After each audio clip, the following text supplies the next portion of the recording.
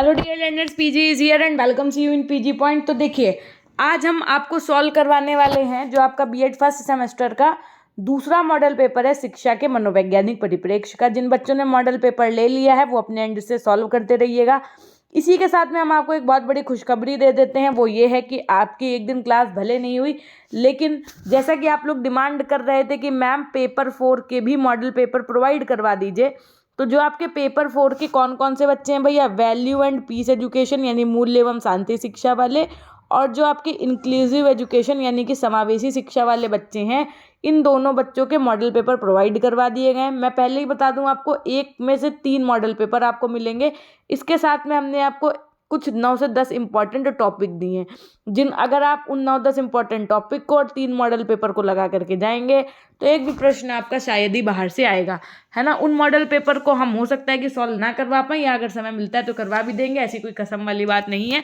लेकिन आइए समझते हैं आज का आपका CSGMU का मॉडल पेपर, जो आपका शिक्षा के मनोवैज्ञानिक परिप्रेक्ष्य से संबंधित है।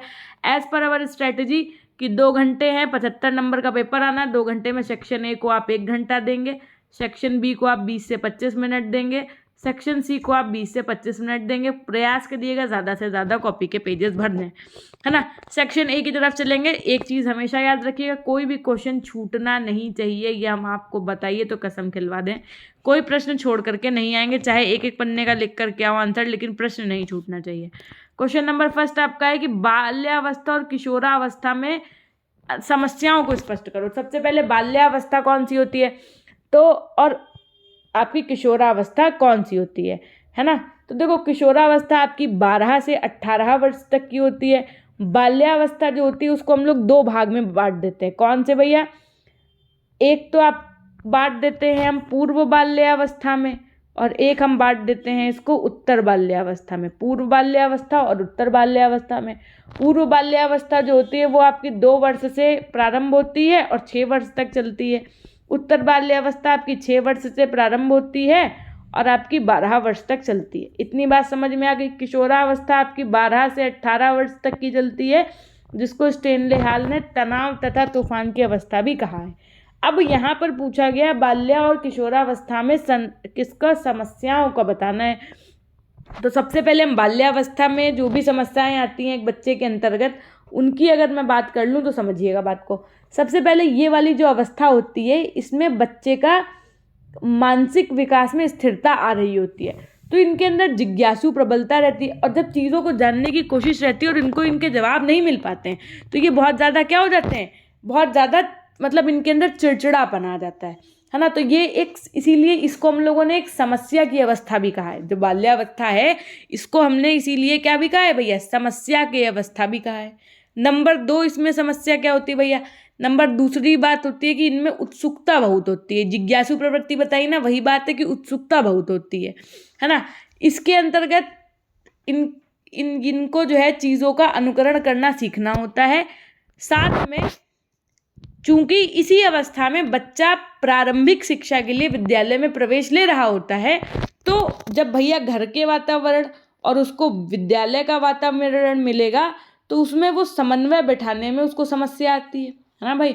उसके बाद में समूह और मित्रों का बहुत ज़्यादा प्रभाव पड़ना, ये भी एक समस्या की बात होती है भाई। ऐसे घर में बच्चा चाचू बुआ मौसी सबके साथ रह रहा होता है, फिर उसको उसके एज ग्रुप के बच्चे मिलते हैं, है ना। तो इनमें क्या होता है, लड़ाई झगड़े की प्रवृत्ति आने लगती है। उसके बाद में इसी अवस्था में, आपके बाल्य अवस्था में उत्पात करने की अधिक प्रवृत्ति होती है। इस प्रकार की समस्याएं आप बाल्यावस्था में देखने को पाएंगे। अब यदि मैं यही बात करूं भैया किसकी, किशोरावस्था में, तो देखो किशोरावस्था में भी समस्याएं आती हैं, लेकिन यहाँ पर बाल्यावस्था की अपेक्षा जो समस्याएं आती हैं वो बहुत अलग लेवल की होती हैं भाई। सीधी सी बात है, देखो ऐसे समझो, जब बच्चा बाल्यावस्था में है तो उसके अंतर्गत जो समस्याएं आएंगी वो उस एज ग्रुप से संबंधित होंगी। किशोरावस्था में आने वाली समस्याएं जो होंगी, अब आप खुद सोचो, जब आप 12 से 18 वर्ष के रहें या 13 से 19 वर्ष के रहें तो आपने किन किन चीज़ों को फेस किया। अब हम बताते हैं आपको आपने किन किन चीज़ों को फेस किया। नंबर 1, आपको बड़ी गुस्सा आ जाती होगी, मतलब पारिवारिक संबंध और सामाजिक जो समायोजन था वो आप नहीं स्थापित कर पाते थे। मैम कैसे, हमने कहा देखो ऐसे, पता चले कि आपके मम्मी पापा ने कहा कि आप ट्रिप पर नहीं जाएंगे, आपके पूरा फ्रेंड सर्कल का ग्रुप जा रहा है, तो आप क्या करेंगे, इस वाली जगह पे समायोजित नहीं महसूस कर पाएंगे और आपको लगेगा कि ऐसे माता पिता भगवान किसी को न दें। हैं, बहुत क्रिटिकल है। सारे बैन हमारे ऊपर लगाते, दीदी को कुछ नहीं कहते हैं। लड़की जो होती है वो सोचती है कि मम्मी पापा को देख लो जरा, भाई के लिए सब कुछ कर देते हैं, भाई को हर जगह जाने की परमिशन दे देते हैं, बाहर ट्रिप की भी परमिशन दे दी, हमको हमारी सहेली के घर नहीं जाने देते हैं। तो और लड़के को लगता है कि देखो ये दीदी से मम्मी जो है या बहन से कितना ज़्यादा प्यार करती हैं, हमसे प्यार नहीं करती हैं, हमसे बाहर के काम करवाती हैं, इनको घर में रानी बना के रखती हैं। तो बच्चा क्या करता है, समायोजन नहीं बना पाता किशोरावस्था में। उसके बाद में विद्यालय में ये समायोजन संबंधी समस्याएं थी। भाई इनका जो पता चले इनकी 4 लड़कों के साथ दोस्ती है और बाकियों के साथ तो फिर वो 4 ही उनके लिए महान है, मतलब उससे ज़्यादा फिर वो कहते हैं कि आम नहीं मिली है तो वो उसके लिए मिली ही होती है, चाहे वो आम भले ही हो, है ना। तो उसके बाद में नैतिक व्यवहार से संबंधित समस्या आ जाती है, क्योंकि इनका जो नेचर होता है वो किशोरावस्था में उग्र प्रवृत्ति का हो जाता है। तो लड़ाई करना, झगड़ा करना, है ना। तो भाई सीधी सी बात है, जब लड़ाई झगड़ा करोगे तो तू मैं ये सब गालियाँ निकलेंगी।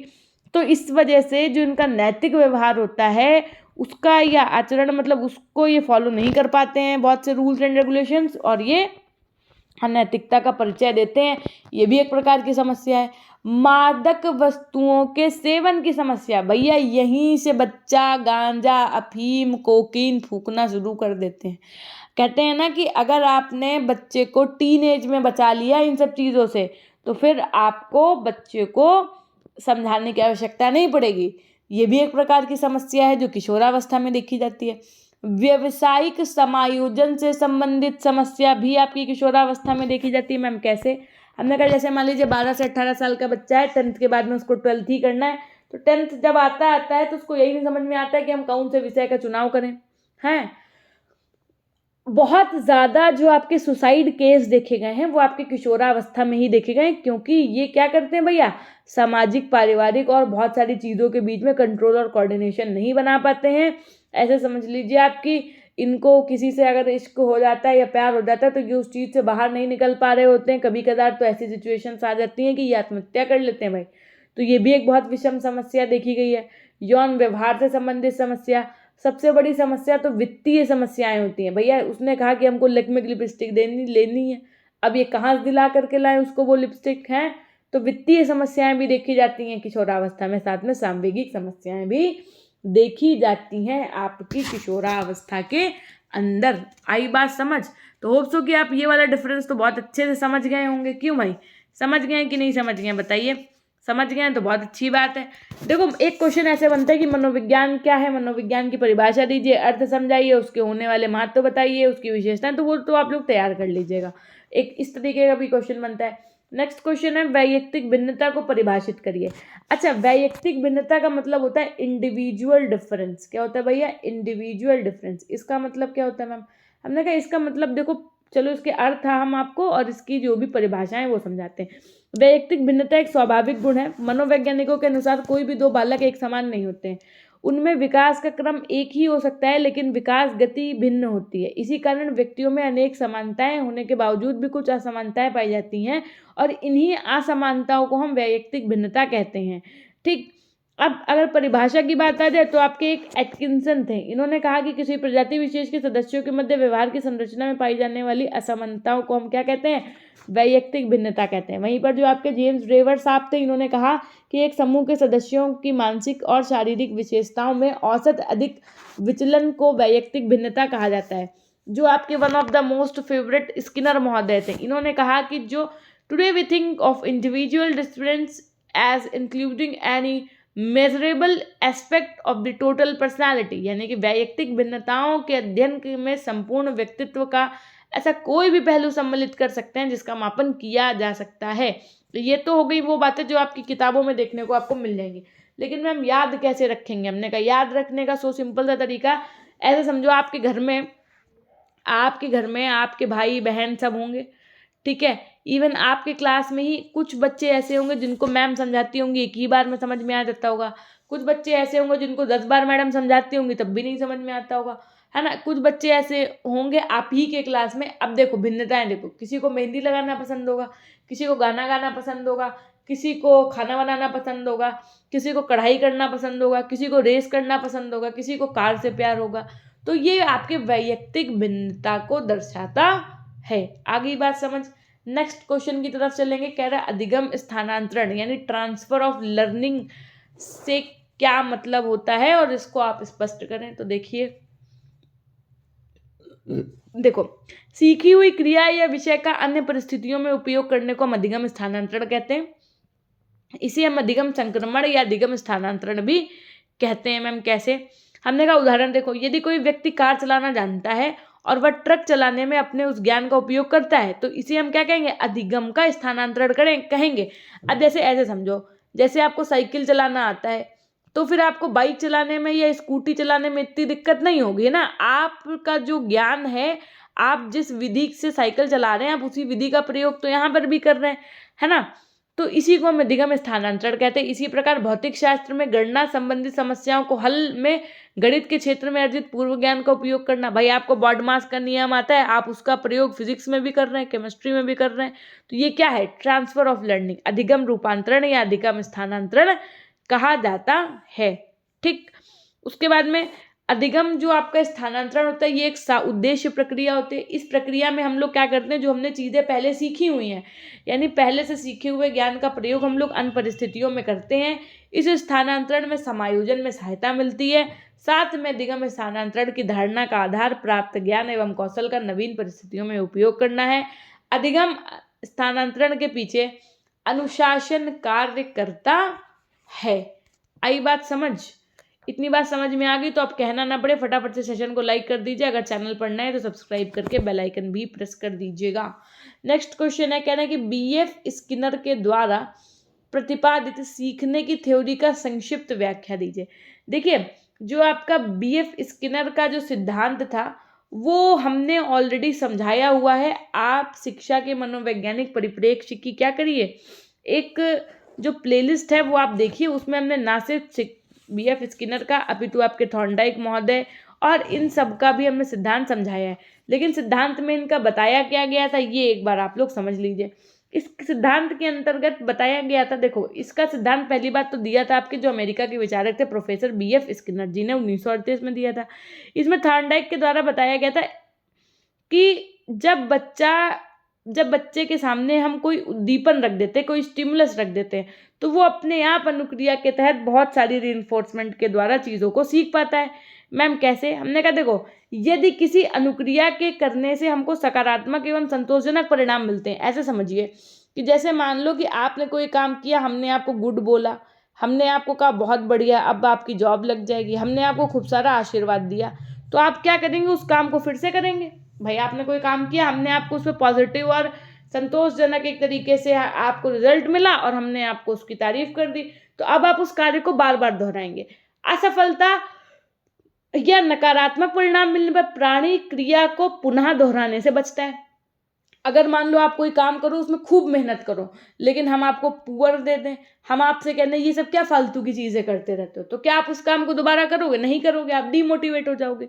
तो बात यही कही गई है कि जिससे उद्दीपन अनुक्रिया का संबंध कमजोर हो जाता है। अगर हम कोई काम की आपकी तारीफ ना करें और अगर हम उसको संतोषजनक आपको परिणाम न दें, तो स्किनर ने व्यवस्थित एवं वस्तुनिष्ठ अध्ययन के लिए एक समस्यावादी ध्वनि विहीन लीवर वाला बॉक्स यानी पिंजरा बनाया, जिसे हम स्किनर बॉक्स के नाम से भी जानते हैं। मैम कैसा था वो स्किनर बॉक्स?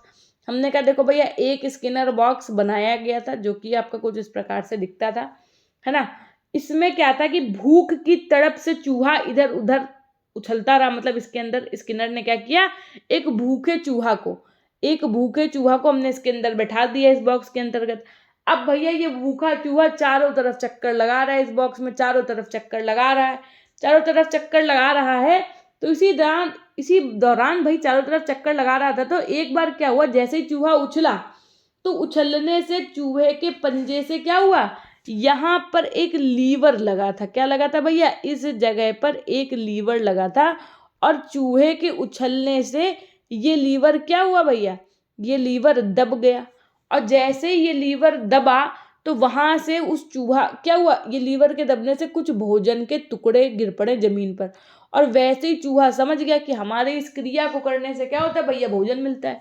तो ऐसे ही कई बार उछल कूद करने पर लीवर के दबने से चूहे को भोजन की प्राप्ति हो जाती है। इस प्रकार बार बार भोजन मिलने से चूहा लीवर को दबाकर भोजन प्राप्त करने की कला सीख जाता है। अच्छा, बार बार घूमता रहा, 2-3 बार तो नहीं समझ में आया कि कहाँ से हम ऐसा क्या कर रहे हैं कि जहाँ से हमको ये भोजन मिल रहा है। फिर 5वीं बार 6ठी बार में उसको समझ में आ गया कि पूरा घूमने की जरूरत नहीं है, सिर्फ इस लीवर के पास जाओ और ऐसे कर दो, बस खाना निकल आता है ना, भोजन मिल जाता है। तो यहाँ से क्या हुआ कि इसमें हमने अनुबंधन का संबंध सीखने वाले के केंद्रीय तंत्र का तंत्र से होता है। भोजन चूहे के लिए प्रबलन यानी रीइंफोर्समेंट एवं भूख उसके लिए प्रणोदित यानी ड्राइव का कार्य करती रही थी। इस प्रकार से स्किनर ने कुछ निष्कर्ष निकाले, और स्किनर ने कहा कि पहली बार जब भोजन की प्राप्ति तुष्टि व प्रयास का सिद्धांत का फल था, भोजन की प्राप्ति ने चूहे के लिए प्रेरणा का कार्य किया। लीवर दबाने से भोजन की प्राप्ति से अनुक्रिया एवं पुनर्बलन में अनुकूलन स्थापित हो जाता है। बार बार लीवर दबाने से ये क्रिया चूहे के लिए सरल हो जाती है। प्रत्येक अगली बार लीवर को दबाने में चूहे ने पहले की तुलना में कम समय लगाया था, और लीवर को कई बार दबाने से क्रिया का अभ्यास भी हो गया था। आई बात समझ इतनी? अगर आ गई है भैया तो फटाफट से लाइक कर दीजिए, और अच्छे से समझना है तो आप क्या कर सकते हैं, वीडियो देख सकते हैं प्लेलिस्ट वाले। नेक्स्ट नियम क्या कह रहा है, नेक्स्ट आपका क्वेश्चन कह रहा है सीखने के नियमों की विवेचना कीजिए। देखिए, अगर आपसे सीखने के नियम पूछ ले, या यही क्वेश्चन आपसे पूछ ले अधिगम के नियम क्या हैं, तो बात एक ही होगी। क्योंकि देखो, अधिगम बोलो, लर्निंग बोलो, सीखना बोलो, ये तीनों एक ही बातें होती हैं आपकी। ठीक है, तो अधिगम के नियम की अगर मैं बात करूं तो आपके अधिगम के नियम 2 प्रकार में हम विभाजित करते हैं। कौन कौन से 2 प्रकार में? हमने कहा एक होता है आपका अधिगम का मुख्य नियम, और एक होता है आपका अधिगम का गौड़ नियम। मैम, कौन कौन से गौड़ नियम होते हैं, कौन कौन से मुख्य नियम होते हैं, बताइए। तो हमने कहा देखो, सबसे पहले हम आपको बता दें मुख्य नियम जो होते हैं वो कौन कौन से होते हैं। मुख्य नियम में आपका नंबर 1 पे होता है तत्परता का नियम, जिसको आप लॉ ऑफ रेडीनेस कहते हैं। नंबर 2 होता है अभ्यास का नियम, लॉ ऑफ एक्सरसाइज, कहा नहीं कि करत करत अभ्यास जड़ मत हो तुझान। नंबर 3 होता है आपका प्रभाव का नियम, यानी कि लॉ ऑफ इफेक्ट। ये आपके 3 मुख्य नियम होते हैं। कौन कौन से? तत्परता का नियम, अभ्यास का नियम और प्रभाव का नियम। अब अगर हम गौड़ नियम की बात करें, क्या भैया गौड़ नियम की बात करें, तो गौड़ नियम के अंतर्गत सुनो, एक होता है आपका बहु अनुक्रिया का नियम, एक होता है आपका मानसिक स्थिति अथवा मनोवृत्ति का नियम, एक होता है आपका तत्वों की पूर्व समर्थता का नियम, एक होता है आपका सादृश्यता द्वारा अनुक्रिया का नियम, और एक होता है आपका साहचर्य परिवर्तन का नियम। तो इस प्रकार से ये कुछ आपके नियम है जो सीखने के नियमों की विवेचना या कह सकते हैं इनसे संबंधित आपके होते हैं। नेक्स्ट क्वेश्चन की तरफ चलेंगे हम लोग। नेक्स्ट क्वेश्चन आपका देखो क्या कह रहा है, कह रहा है कि गिलफोर्ड के बुद्धि सिद्धांत का सचित्र विवेचना कीजिए। सबसे पहली बात तो इन्होंने एक वर्ड जोड़ दिया है, क्या जोड़ दिया है? सचित्र विवेचना कीजिए, है ना। तो सबसे पहले इनका जो सचित्र था, देखो जो आपका गिलफोर्ड का बुद्धि सिद्धांत था, ये था क्या, पहले तो आपको ये समझना होगा, है ना। तो जो आपका गिलफोर्ड का बुद्धि सिद्धांत था, ये 1967 में गिलफोर्ड ने दिया, और इस सिद्धांत को हम त्रिविमीय सिद्धांत या 3 डायमेंशनल थ्योरी या बुद्धि संरचना सिद्धांत या स्ट्रक्चरल इंटेलेक्ट थ्योरी भी कहते हैं। ठीक है, अब अगर आपको इसको फिगर के साथ समझाना है तो हालांकि देखो अब ये क्वेश्चन फिगर के साथ आपसे नहीं पूछा जाएगा, तो इसमें इतना ध्यान देने की आवश्यकता नहीं है। वैसे इतना इम्पोर्टेंट भी नहीं है, मतलब फिगर नहीं पूछा जाएगा। जो इन्होंने दिया था उसमें इन्होंने 3 पार्ट में अपने सिद्धांत को 3 कारकों में बांटा था, जिसमें एक था सक्रिया यानी कि ऑपरेशन, दूसरा था विषय वस्तु यानी कि कंटेंट, और तीसरा था उत्पादन यानी कि आपका क्या भैया, प्रोडक्शन। इस तरीके से 3 आयाम सिद्धांत अगर आपसे पूछ दिया जाए या गिलफोर्ड का सिद्धांत पूछ दिया जाए तो आप इस तरीके से लिख सकते हैं।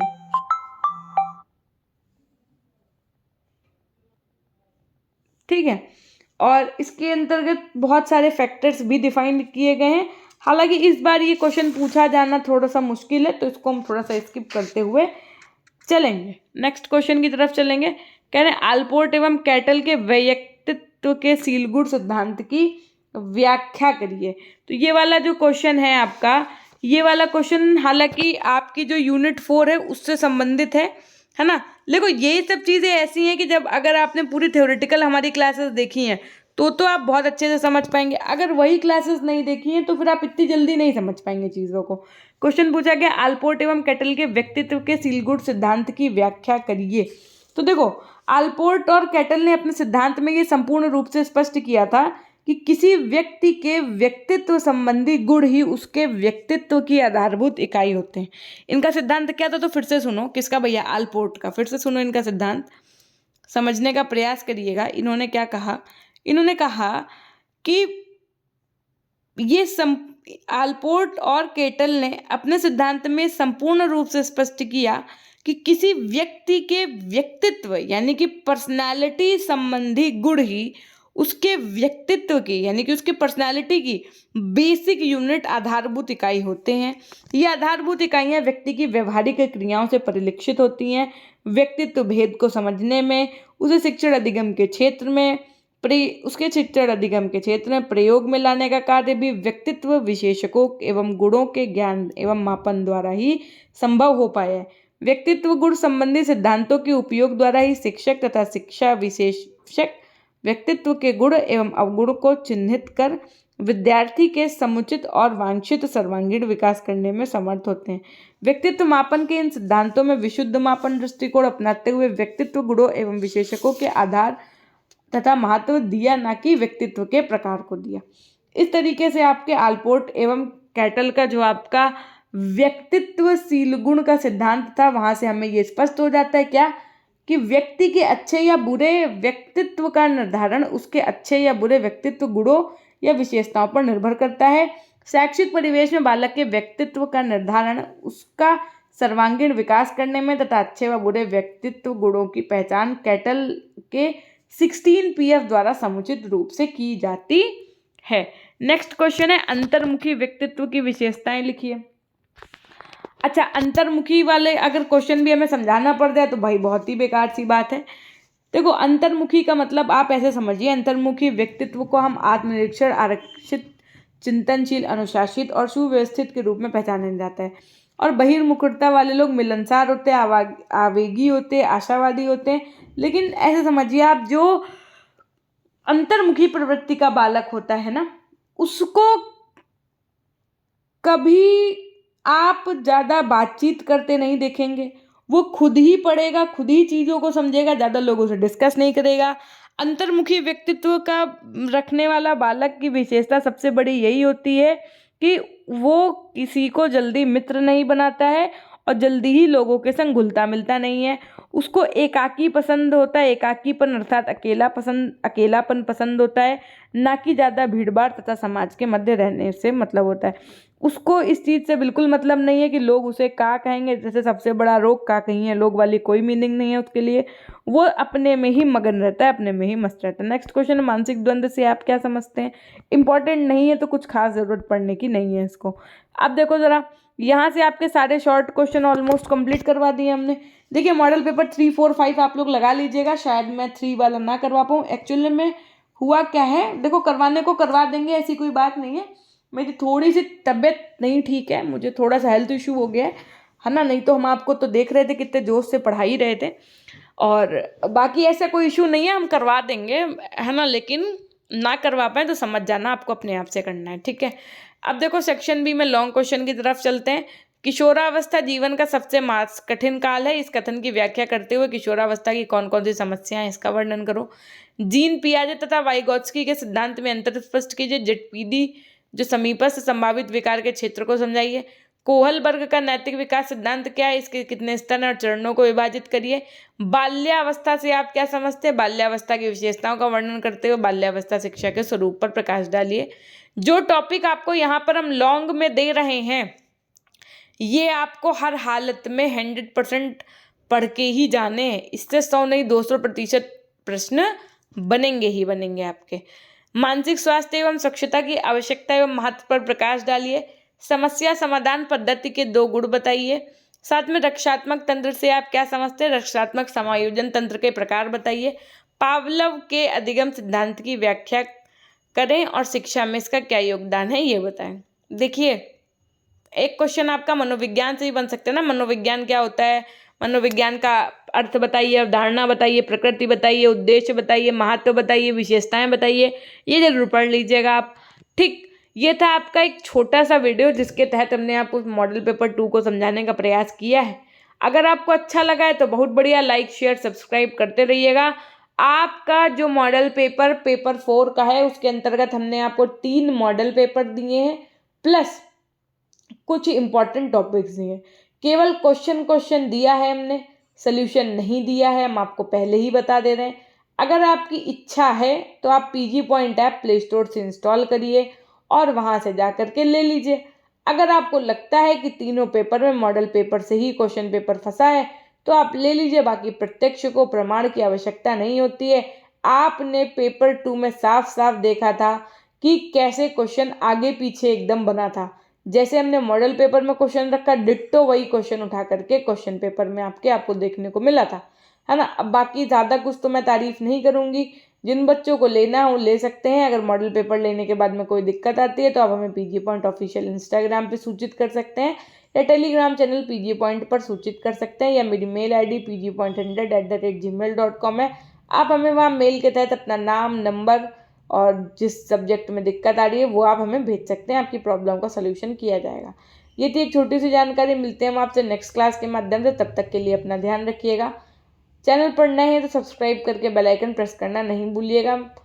हमेशा खुश रहिए, मुस्कुराते रहिए, कभी अपने लिए तो कभी अपनों के लिए। Till then take care, bye, love you all, love you my dear class. अपना ध्यान रखिएगा।